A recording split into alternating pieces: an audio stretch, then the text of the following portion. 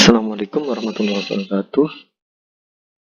Baik, hari ini kita akan melanjutkan kuliah ke-12 ya, mata kuliah teknik dasar laboratorium. Pada kesempatan hari ini kita akan membahas tentang teknik-teknik dalam mikrobiologi.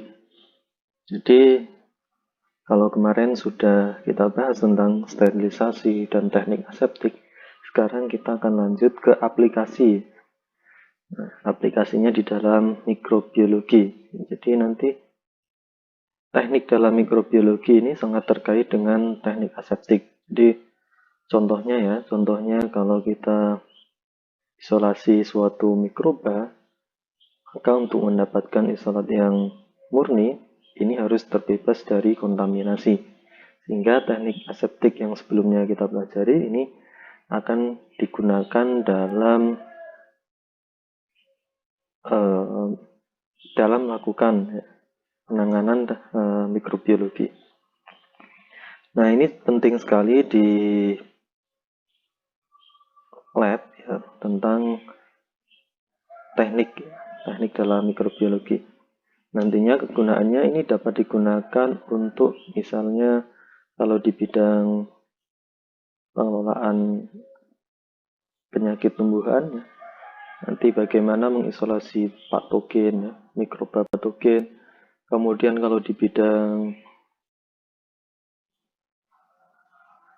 rekayasa ya, kultur jaringan, ini juga untuk menyiapkan eksplan dan media-medianya juga harus tahu ya teknik aseptik dan reparasinya. Sehingga teknik dalam mikrobiologi ini menjadi satu topik yang harus dipelajari oleh mahasiswa yang mengambil mata kuliah teknik dasar laboratorium. Sebelum kita masuk ke teknik mikrobiologi, maka rekan-rekan harus tahu apa itu mikrobiologi. Mikrobiologi ini sebuah cabang ilmu biologi yang mempelajari mikroorganisme. Nah, kalau berdasarkan bahasa, mikro ini artinya kecil dan organisme ini makhluk hidup. Jadi nanti objek kajiannya adalah semua makhluk hidup yang perlu dilihat dengan mikroskop. Di antaranya bakteri, fungi, alga, protozoa, dan archaea. Nah, mikroba ini di pertanian menjadi salah satu komponen ya penyusun ekologi pertanian. Entah sebagai mikroba yang menguntungkan, mikroba parasitik atau patogen, dan lain sebagainya. Nah, ini pengetahuan tentang mikrobiologi ini juga harus diperdalam lagi. Teknik dalam mikrobiologi yang pertama yaitu pengetahuan tentang penyiapan media dan cara isolasi suatu mikroba. Pembuatan media ini secara umum mencampurkan ya beberapa bahan kimia sesuai dengan komposisi yang dianjurkan dalam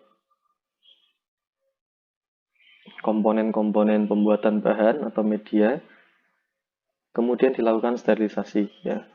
Itu penyiapan secara umum. Kemudian yang pertama adalah setelah kita memperoleh media yang steril ya, kemudian bagaimana kita mengisolasi suatu mikroba. Isolasi mikroba ini bisa berasal dari tanah, misalnya kita ingin menganalisis mikroba tanah, atau mengisolasi mikroba patogen, atau mengisolasi mikroba dekomposer, dan lain sebagainya. Nah, langkah pertama yaitu dengan cara pencampuran pada media. Ini bisa dipilih untuk mengisolasi mikroba.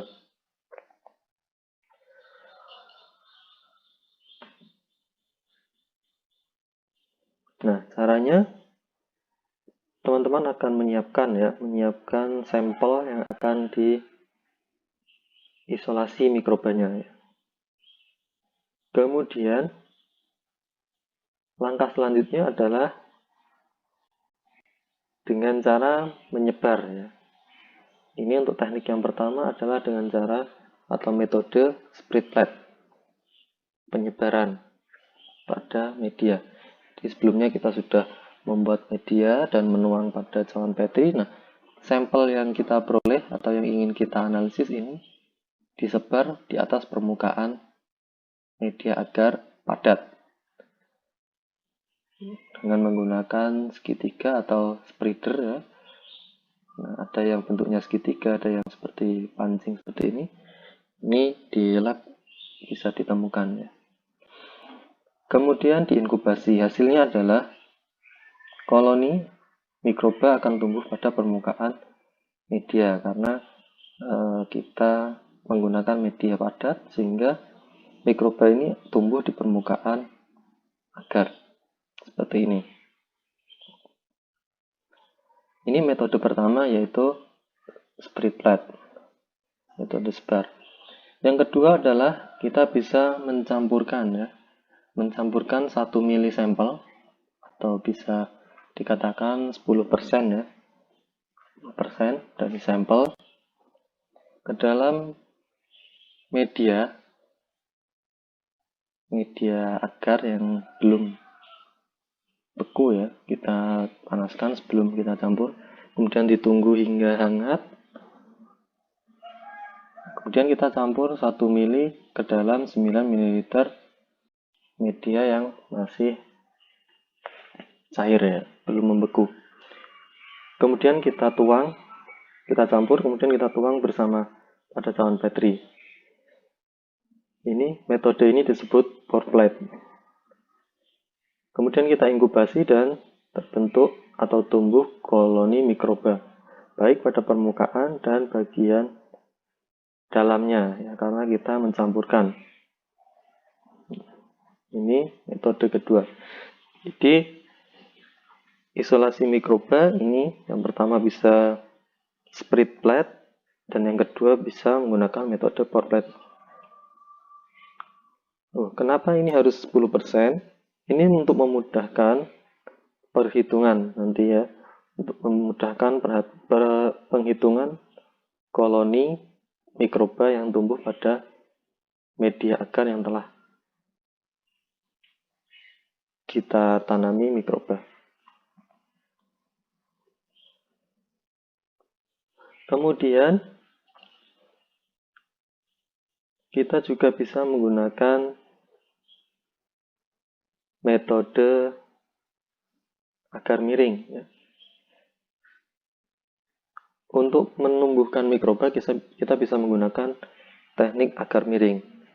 Tapi untuk metode ini tidak bisa digunakan untuk isolasi mikroba dari sampel karena nanti mikroba yang tumbuh yang di sini ya, ini tidak bisa terpisah.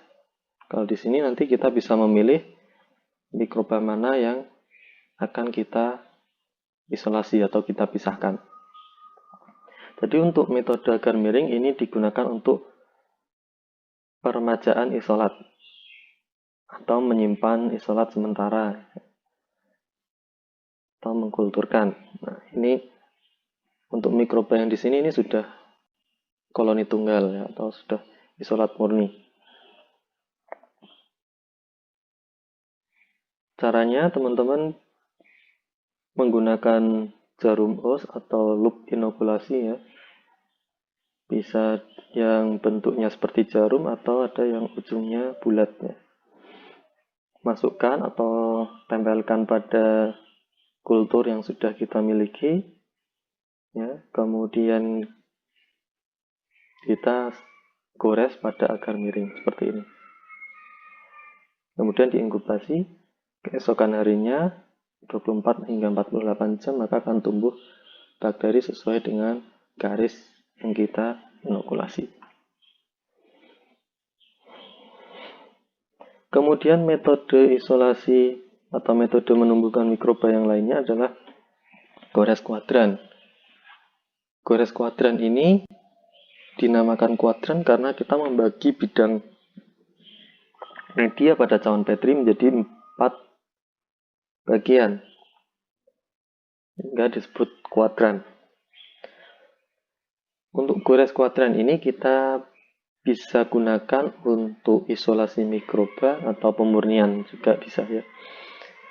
Sampel yang kita peroleh, kita ambil menggunakan loop inokulasi, kita gores pada bidang 1 ya, kuadran 1. Selanjutnya kita bakar loopnya ya, dinginkan, kemudian kita gores mengenai bidang 1 ya ke bidang yang kedua. Seperti ini, nomor 2 ya. Kemudian kita bakar kembali loop inokulasi atau jarum inokulasi, kemudian kita gores pada kuadran ketiga. Kemudian kita bakar kembali loop dan jarum inokulasinya, kemudian kita gores pada kuadran keempat. Hasilnya seperti ini. Nah, kenapa bisa digunakan untuk isolasi? Karena di kuadran ketiga atau keempat nanti akan ada koloni tunggal. Apabila ini sudah seragam, maka isolat kita murni. Jika masih ada beberapa jenis, maka kita bisa memurnikan dari isolat tunggal yang tumbuh pada kuadran 3 atau kuadran 4. Tergantung kepadatan populasi mikroba yang tumbuh pada kuadran tersebut. Kemudian untuk pertumbuhan sel, misalnya saya punya contoh ya, saya punya mikrob cawan Petri ya. Kemudian di sini ada mikrobanya. Mikroba. Ini pada pengenceran 10 pangkat minus 1. Ya, misalnya 10 pangkat minus 1 atau pengenceran 0,1 mili dari sampel. Kemudian kita hitung koloninya. Di sini ternyata ada 168 koloni yang tumbuh. Maka kita bisa menghitung kepadatan populasi pada sampel yang kita miliki adalah jumlah koloni yang tumbuh 168 dibagi faktor pengencerannya 10 pangkat minus 1 ya, dikalikan volume sebar. Jadi volume sebar ini biasanya adalah 100 mikroliter. 100 mikroliter ya.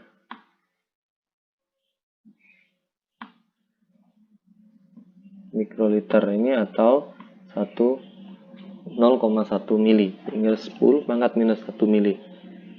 Sehingga kita bisa peroleh dari sampel yang kita miliki itu ada 1,68 kali 10 pangkat 4 ya. Karena minus ini pindah ke atas menjadi positif ya, 10 pangkat 2. Jadi kita bisa menghitung populasi mikroba pada sampel yang kita ambil adalah 1,7 kali 10 pangkat colony forming unit, CFU ya. Colony forming unit ini satuan untuk koloni yang tumbuh.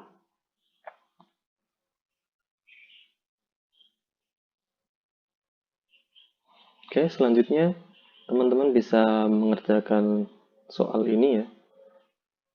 Misalnya, pada survei diambil sampel tanah sebanyak 10 gram. 1 gram tanah disuspensikan ke dalam 10 ml. Kemudian dilakukan pengenceran berseri dan dilakukan plating penyebaran pada media Na. Pada cawan 10 pangkat minus 5 tumbuh 47 koloni bakteri. Berapa jumlah sel dalam 10 gram sampel